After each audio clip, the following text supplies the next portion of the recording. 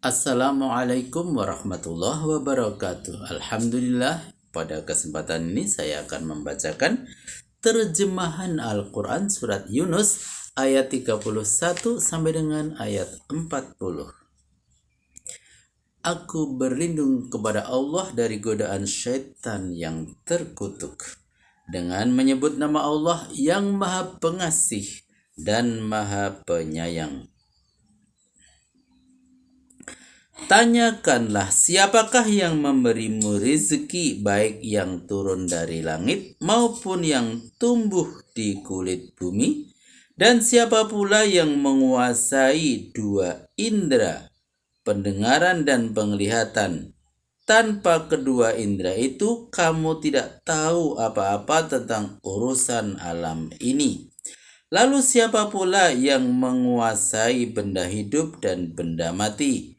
Dikeluarkannya benda mati dari benda hidup. Selanjutnya, siapa pula yang mengatur semua urusan penciptaan itu? Mereka akan menjawab, Allah. Kalau benar demikian, mengapa kamu tidak bertakwa kepadanya? Catatan: tanyakanlah ditujukan kepada Rasul supaya menanyakan kepada penduduk Mekah yang ingkar.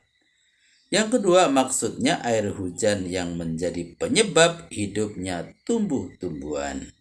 Yang ketiga, misalnya mengeluarkan dan menumbuhkan tumbuh-tumbuhan yang hidup dari tanah yang mati setelah tanah itu disuburkan dengan air dan mengeluarkan telur atau benda mati dari ayam yang hidup dan sebagainya.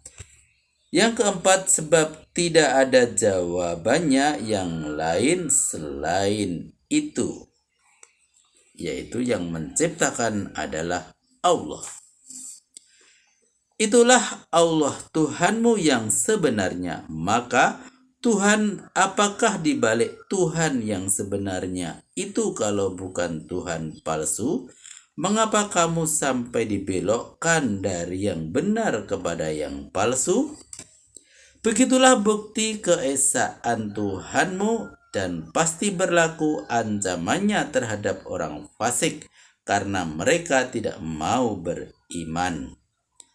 Tanyakanlah di antara sekutu-sekutu yang kamu puja-puja itu, adakah agak seorang yang mampu memulai penciptaan makhluk pada satu tahap, lalu diulanginya penciptaan itu pada tahap yang lain?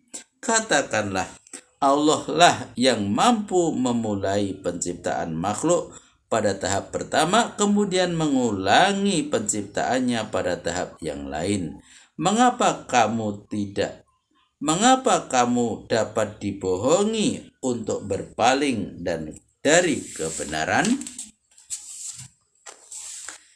Tanyakanlah di antara sekutu-sekutu yang kamu puja-puja, itu adalah yang mampu memberi petunjuk kepada yang benar? Katakanlah, Allah lah yang mampu memberi petunjuk kepada yang benar. Mana yang lebih patut diikuti? Apakah Tuhan yang mampu memberi petunjuk atau orang-orang yang tidak mampu memberi petunjuk? Kecuali kalau sudah ditunjuki. Apa yang terjadi dengan kamu sampai begitu kamu menetapkan keputusan? Catatan: Isa putra Maryam, Uzair dan malaikat yang dipersekutukan dengan Allah oleh kaum musyrik mampu memberi petunjuk setelah mereka diberi petunjuk oleh Allah.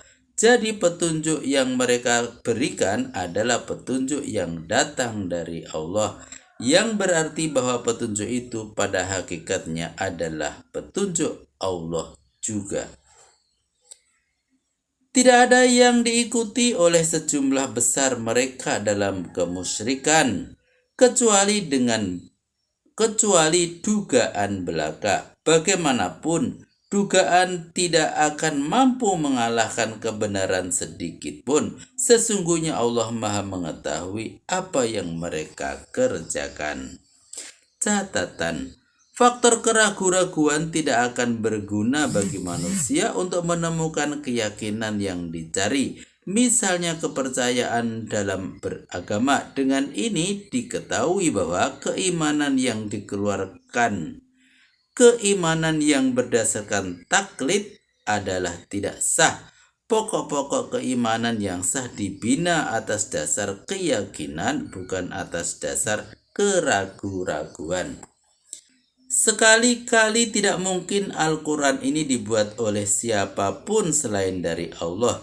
Ia membenarkan wahyu yang diturunkan kepada para rasul yang terdahulu dan menjelaskan syariat dan hukum ketuhanan yang diwajibkan.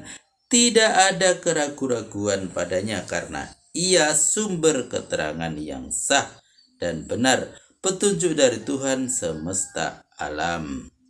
Catatan, Abu Jahal, musuh bebuyutan Nabi, pernah mengatakan Muhammad tidak pernah berdusta kepada sesama manusia, tapi dia berani berdusta kepada Allah dengan membuat Al-Quran atas nama Allah. Apakah patut mereka mengatakan Muhammad yang membuat Al-Quran itu? Katakanlah kalau benar katamu itu, coba gubah pula olehmu sebuah surat yang serupa itu, dan panggillah orang-orang yang kamu anggap mampu untuk menolongmu selain daripada Allah, kalau memang benar katamu itu.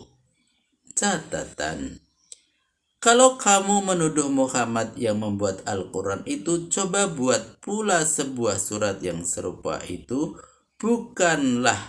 Bukankah bahasa Muhammad itu sama dengan bahasamu, sedangkan di kalanganmu sendiri tidak pula kurang jumlahnya para pengarang tenar dan penyair ulung. Walau bagaimanapun kalian tidak akan mampu membuatnya. Sebenarnya mereka terburu-buru mendustakan Al-Quran sebelum mereka itu tahu bahwa Al-Quran bukanlah suatu karya yang dapat dibuat-buat oleh siapapun, dan belum mereka perhatikan apa yang tersirat di dalamnya. Begitu pula umat-umat yang sebelum mereka mendustakan rasul-rasulnya. Maka perhatikanlah bagaimana akibat orang zalim itu. Catatan, mereka mendustakan Al-Quran karena ikut-ikutan saja, bukan berdasarkan ilmu. Di antara mereka ada yang percaya kepada Al-Quran dan di antaranya ada pula yang tidak. Dan Tuhanmu tahu benar orang yang berbuat kerusakan. Maha benar Allah dengan segala firman. Alhamdulillah, telah kami bacakan terjemahan Al-Quran surat Yunus ayat 31 sampai dengan ayat 40. Sampai jumpa pada video berikutnya. Billahi taufik wal hidayah. Wassalamualaikum warahmatullahi wabarakatuh.